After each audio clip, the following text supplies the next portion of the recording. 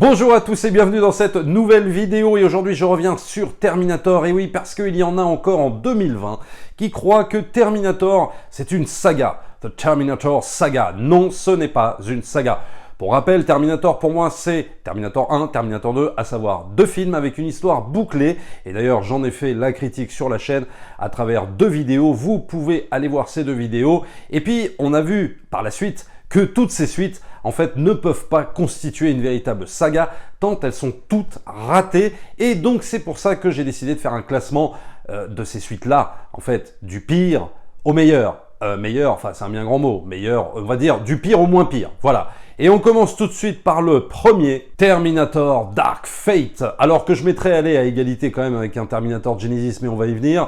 Terminator Dark Fate, oui c'est le pire de cette série de films. Terminator Dark Fate, j'en ai fait la critique où j'ai évidemment dézingué totalement le film et je ne vais pas vous la refaire ici, mais juste quand même pour vous dire le fait de voir un John Connor qui se fait démonter dès le début du film par un Terminator, alors que c'est un film qui est censé effacer toutes les suites qu'il y a eu après le 2, d'accord? Donc il est censé être la suite du 2, dans lequel on nous raconte que John Connor, c'est le sauveur de l'humanité, hein, on est bien d'accord. Et là, dans Terminator Dark Fate, donc qui est censé être la suite directe du 2, eh bien John Connor se fait démonter dès le début du film, alors qu'il sirote une margarita au coin d'un bar, et voilà ce qu'il advient au sauveur de l'humanité. Donc déjà, première chose, et ça apparaît dès le début du film, première chose qui est un non-sens, à mon avis. Deuxième chose, c'est évidemment l'apparition de Schwarzenegger, du T-800, qu'on nous montre en quasiment humain, hein, c'est un peu le but, hein, parce qu'au contact des humains, bah, en fait, il s'est humanisé, voilà, et quitte à nous montrer un Terminator qui change des couches, qui boit une bière devant un match de foot, et qui est en mode limite décorateur d'intérieur. Bon, bref, voilà ce qui nous attend dans Terminator Dark Fate, au milieu, évidemment, d'une action plutôt bien menée, bien réalisée, mais évidemment sans âme, il n'y a pas le talent de James Cameron, mais vous le savez, oui, je suis un fanboy de James Cameron, mais quand même, à quel moment James Cameron a cru qui pourrait valider des idées pareilles dans Terminator Dark Fate et qu'on se dise « Oh mais ouais, c'est cool, ça va passer, bien sûr ». Mais qu'est-ce qui lui est arrivé à James Cameron? Vraiment, c'est à se poser la question. Donc Terminator Dark Fate, c'est un véritable naufrage scénaristique. Vous pouvez toujours le regarder, vous faire votre propre idée, mais je vous garantis que si vous êtes fan de Terminator, vous allez souffrir. Le deuxième film, allez, quasiment à égalité avec Terminator Dark Fate dans la nullité. I'll be back. What? C'est évidemment Terminator Genisys avec Emilia Clarke, réalisé par Alan Taylor. Pourtant, Alan Taylor, réalisateur d'épisodes comme Les Sopranos, Game of Thrones, etc. Mais je crois aussi réalisateur du deuxième Thor. Et très franchement, c'est pas terrible. Et là, ça confirme justement le fait que Alan Taylor, en termes de reprise de saga, bah ça le fait pas du tout. Ce Terminator Genisys. Pourtant, ça commençait plutôt pas mal, ce Terminator Genisys, parce que on nous refait le coup, évidemment, de nous montrer le Jugement Dernier. C'est-à-dire, dans tous les films, on va nous remontrer le Jugement Dernier. Tu sais, c'est un peu comme les origines de Batman, qu'on nous montre quasiment dans tous les films. Voilà, on nous montre les origines de Batman, les parents tués, etc. Bon, là, c'est pareil, mais avec Terminator, on te refait toujours le coup du Jugement Dernier. Sauf que, là où c'est plutôt pas mal dans Terminator Genisys, c'est que on va évidemment te le développer, c'est-à-dire ce que nous montre Cameron en 3 minutes, lui il va s'y attarder, on va dire en 10 minutes, et il va nous développer un peu tout ça à travers une action plutôt efficace avec des Terminators, etc. Et puis surtout le truc malin, c'est qu'au moment où Skynet va se faire défoncer, eh bien il renvoie le premier Terminator en 84. Et donc ça c'est plutôt intéressant parce que c'est justement cet envoi du premier Terminator en 84 qui va bouleverser la donne, qui va tout changer. Et après ça, on a le droit donc à un remake plan par plan du premier film qui est plutôt sympa. On se dit, oh, c'est marrant, c'est la nostalgie et tout ça, avec un Schwarzenegger refait numériquement. Et puis, va s'en suivre une baston avec le vieux Terminator. Et là, attention, c'est le drame, on n'y croit plus du tout, parce qu'en fait, on nous explique que le 84 qu'on voit dans Terminator Genisys, eh ben, ce n'est pas le 84 qu'on avait l'habitude de voir, en fait, c'est un 84 qui a été changé, etc. Et alors là, bien évidemment, on ne peut plus croire à ce qu'on voit parce que, en fait, il y a une volonté de la part des scénaristes de nous expliquer qu'en fait, ils vont faire un remake du premier, scénaristiquement parlant, et peut-être aussi un peu du deuxième, mais sans que ça se voit. Et alors, pour que ça ne se voit pas, on va inventer des histoires de passé, futur, d'univers parallèles, de souvenirs d'un passé futur résurgent, d'espace-temps qui sont censés être terminés. On a je ne sais combien de dates, 2013, 2017, 2020. Bref, on s'y perd totalement. Le scénario est hyper mal écrit, il est brouillon, il part dans tous les sens. Et quand on comprend quelque chose, on se rend compte que finalement, ce Terminator Genesis, c'est en fait un vulgaire remake, reboot, mix du premier et du deuxième, mais qu'on a voulu un petit peu masquer avec un scénario qui part absolument dans tous les sens. Et donc, qu'est-ce qu'il nous reste? Il nous reste à nous concentrer sur l'action dans ce Terminator Genesis.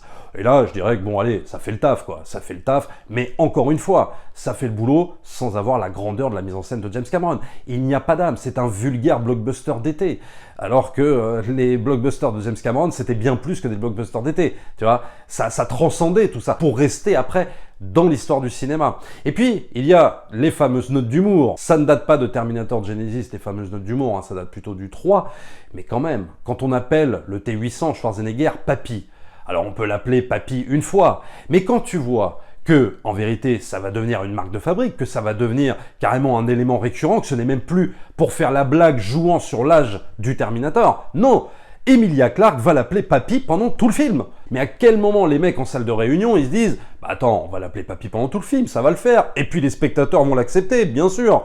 Non mais à quel moment tu peux te dire ça? C'est juste pas possible. Sans parler aussi de Kyle Reese. Alors Kyle Reese, c'est une blague. L'acteur qui le joue, quoi. C'est-à-dire que Kyle Reese, en gros, quand tu avais Michael Biehn dans le premier film, t'avais vraiment peur. C'est-à-dire que lui, il te met dans un état de paranoïa, il te met dans un état de peur, en te faisant croire réellement que tu vas te faire descendre par un Terminator, que le futur va arriver si tu ne fais rien, etc., etc. L'acteur qui joue Michael Biehn dans Terminator Genesis, c'est juste le pote que tu croises comme ça au détour d'une rue, tu te dis « Ah, c'est sympa ton histoire, mais viens, on va se prendre un verre au bar d'à côté une fois que t'as fini ton explication. » Enfin, tu vois, c'est complètement ça, quoi. Et là, tu repenses à Michael Biehn, et ça fait mal, quoi, hein, parce que tu te dis « Oh là là, mais putain, la différence de jeu d'acteur, mais c'est juste pas possible, quoi. » Sans parler, évidemment, de John Connor avec son twist à 2 francs 50, mais vraiment qui ne marche pas. Mais je le redis encore, faute à un scénario qui veut masquer, en fait, le fait que c'est un reboot, remix des 2 premiers, et qui n'y arrive vraiment pas, et qui tente de le cacher tout le temps, mais voilà, qui n'y arrivera jamais. Alors évidemment, Terminator Genesis constitue, oui, le pire de Terminator, vraiment, si vous le revoyez, mais vous allez pleurer. Alors Emilia Clarke, quand Sarah Connor, badass et tout ça, oui, ça le fait, d'accord, elle est sexy, elle est mignonne et tout ce que tu veux, mais il y a un moment donné, si tu veux, voilà, ça s'arrête là, quoi. Tu ne penses que à Linda Hamilton, d'autant plus qu'on surfe en plus sur la nostalgie dans Terminator Genesis avec les images du passé. Terminator Genesis, donc, qui constitue, à mon sens, le pire de ces suites. Allez, troisième film, un petit peu moins pire, mais quand même pas terrible. I am a machine. Terminator 3, le soulèvement des machines. Alors ce qui est intéressant avec Terminator 3, c'est que ce sont les premiers pas de la franchise vers le n'importe quoi, un peu comme Kathleen Kennedy, qui n'a aucune idée de comment va se dérouler la postlogie de Star Wars, mais qu'elle va mettre en route quand même. En gros, Terminator 3, c'est un peu le syndrome de ça. C'est-à-dire qu'en fait, le but est de faire de l'argent, le but est de relancer la franchise Terminator, et même de faire des trilogies, parce qu'à chaque fois que tu as un Terminator qui a été tourné, monté, balancé au cinéma, il était question de faire une trilogie, tu vois. Mais le problème, c'est qu'ils ne savent absolument pas où ils vont, voilà. Et on le voit bien dans ce Terminator 3, qui finalement est un remake du 2, mais alors là, pour le coup, vraiment remake, mais visible, vraiment, où en fait, on va cocher toutes les étapes du 2. Arrivée des 2 Terminator, donc T-800 plus, pas T-1000, mais la Terminatrix, voilà, c'est plutôt une bonne idée d'ailleurs, hein, cette histoire de femme Terminator, et qui est plutôt bien, elle joue bien et tout ça, mais on recoche exactement les mêmes cases qu'avec le T-1000 dans le 2, la poursuite en camion, et les explications de pourquoi ils sont là. Et c'est vrai que jusqu'à ce que tu aies les explications, tu te dis, mais comment ils vont me justifier un 3 en fait, vu que dans le 2 c'est censé être terminé? Eh bien en gros, on va t'expliquer que le jugement dernier n'a pas été annulé, mais retardé. Et ouais, c'est ça la magie d'Hollywood pour relancer une franchise. C'est qu'en vérité, on va te sortir une idée sortie d'un chapeau. En gros, on va aller complètement jusqu'à la facilité totale, où en fait, là, on annule ce qui s'est passé dans le 2. Voilà, puisque dans le 2, tout est censé être terminé. Voilà. Et ce qui emmerde les scénaristes et les réalisateurs, c'est qu'ils se disent, bah ouais, il est chiant James Cameron, parce qu'en fait, il a terminé son film dans le 2, il n'y a plus de porte ouverte, on peut plus faire de suite, mais si, on veut quand même en faire une, donc on va nous dire que tout ce qu'ils ont fait dans le 2, bah ça a servi à rien, parce qu'en fait, eh ben, ce n'est que repoussé, et ça n'a pas été annulé. Mais qu'est-ce que c'est que cette idée? Alors à partir de là, tu peux tout te dire. Peut-être que des gens ont repris les travaux de Dyson dans le 2, sauf que ça paraît complètement absurde puisque tout a été détruit, donc il n'est pas possible normalement de reprendre les travaux, et quand bien même tu voudrais reprendre les travaux de Dyson, à l'époque il faut souligner que Dyson, quand il fait justement ces fameux travaux, il ne sait pas ce que ça va donner. Il ne sait pas que ça va donner le jugement dernier. Il ne sait pas que ça va donner les Terminators. Et donc là, tu te dis, bah ouais, mais dans le 3, ils le font en sachant, en fait, puisqu'il y a eu Dyson avant. Ou alors, on va nous sortir une théorie de virus qui s'est infiltré dans les ordinateurs, je sais pas quoi, qui déclenche Skynet. Enfin, il est clair que tout ça, évidemment, n'a ni queue, ni tête, ni logique même. Et qu'on voit bien que ce Terminator, c'est juste pour essayer d'engranger un max de thunes, de resurfer sur une franchise qui a grave marché, sauf que les spectateurs, évidemment, ne seront pas au rendez-vous. Enfin, le film ne va pas bider, mais on n'est pas dupe non plus, on sait très bien pourquoi ce film a été fait. Alors évidemment, Sarah Connor qui est morte, et puis surtout le traitement de John Connor qui est juste pitoyable. Dans le 2, il a un arc narratif incroyable, John Connor. Il part de petit délinquant, qui fait des vols, etc., qui est un petit voyou, et son arc narratif va le faire évoluer jusqu'à entrevoir, si tu veux, le fait qu'il sera le sauveur de l'humanité. C'est ça l'arc narratif de John Connor dans Terminator 2. Et là, il redevient complètement loser, déprimé, alcoolique, je sais pas quoi, etc. Ça n'a plus aucun sens. L'acteur qui joue John Connor, Nick Stahl, vraiment, il a un charisme d'huître, disons-le. Voir un John Connor aussi peureux comme il est, autant dominé comme ça par la situation, putain, ça te fait de la peine, quoi. Parce que vraiment, Edward Furlong, dans le Terminator 2, il avait de la gouaille, il avait du bagou. Alors des fois, il pouvait être un peu saoulant et tout ça, mais c'est ce qui faisait, si tu veux, l'ADN du personnage de John Connor. C'était un petit garçon qui avait peur de rien et qui allait, etc.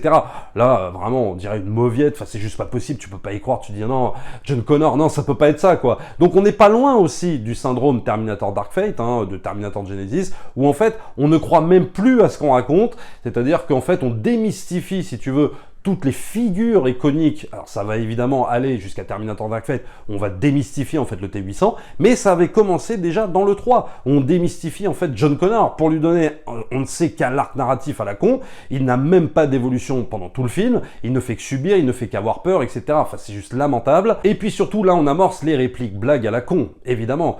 Et pour rappel, la première scène du film, donc qui est une réplique de la scène de Terminator 2 dans l'espèce de bar où il sort. Dans Terminator 2, il met les lunettes et ça le fait bat to the bone et c'est parti. Et là, dans le 3, c'est limite la musique de YMCA derrière avec les lunettes de soleil en forme d'étoile. Et là, tu fais « Ah, d'accord, ok. » Alors, évidemment, on va pas revoir ce genre d'humour, si tu veux, tout le temps, pendant tout le film.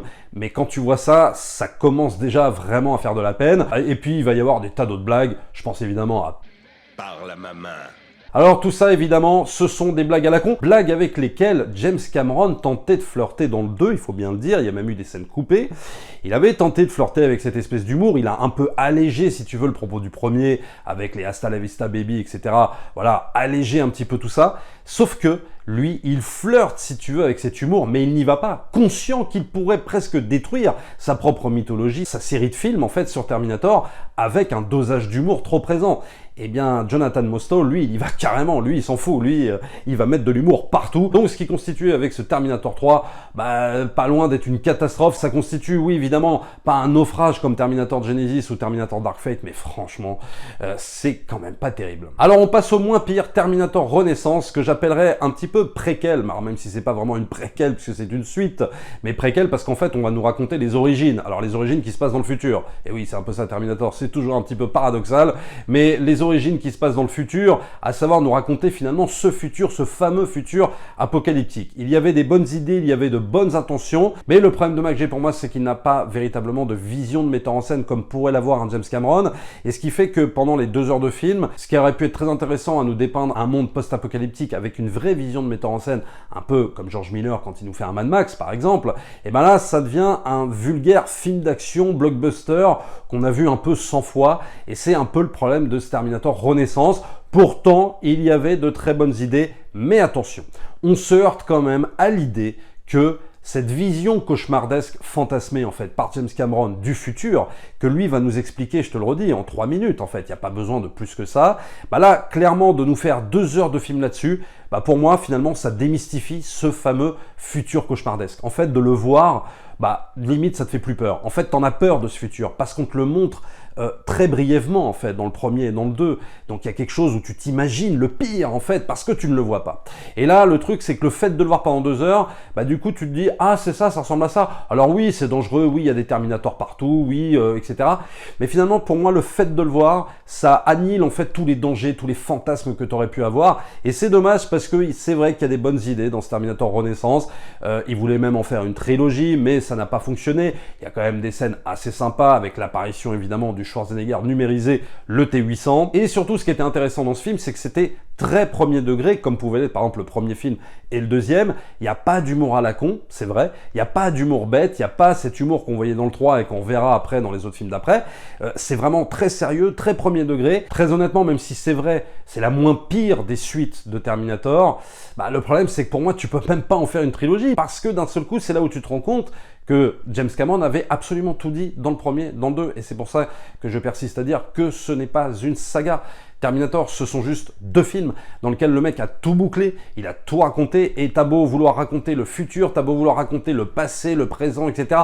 On voit bien que ça ne marche pas, que tout ça, ce sont des rajouts totalement artificiels qui ne fonctionnent pas, qui ne rajoutent rien, en fait, à la mythologie qu'a construite James Cameron à travers 2 films. Et on le voit encore avec ce Terminator Renaissance. Christian Bale a beau se démener, Bryce Dallas Howard, etc., tous les acteurs. Il y a aussi Sam Worthington qu'on verra dans Avatar, bien évidemment. Il est bien aussi son rôle. Il y a des choses intéressantes sur l'humain, le rapport humain-robot, etc. Tout ça est très intéressant. Mais si tu veux, par rapport à l'insert de cette histoire dans la mythologie de Terminator, pour moi, ça fonctionne pas vraiment. On a l'impression, vraiment, à le revoir, d'un vulgaire film d'action. Donc oui, c'est le moins pire, mais je trouve pas ça dingue non plus. Voilà ce que je pouvais dire sur ces suites. Je suis certain qu'il y en a qui vont me dire dans les commentaires que je vous ai limite presque donné envie de les revoir. Tant mieux, allez-y, regardez-les. Mais vous allez vite revenir à la base. Terminator 1, Terminator 2, voilà, qu'il faut absolument revoir et revoir encore. Ce sont 2 véritables chefs-d'œuvre. Abonnez-vous à la chaîne, likez, partagez comme d'habitude. Rendez-vous aussi ce soir, 21h, en live sur la chaîne. Il y aura pas mal d'invités. On va débattre sur quelques sujets très intéressants, donc venez nombreux. Et nous, on se retrouve très très vite pour une prochaine vidéo. Ciao!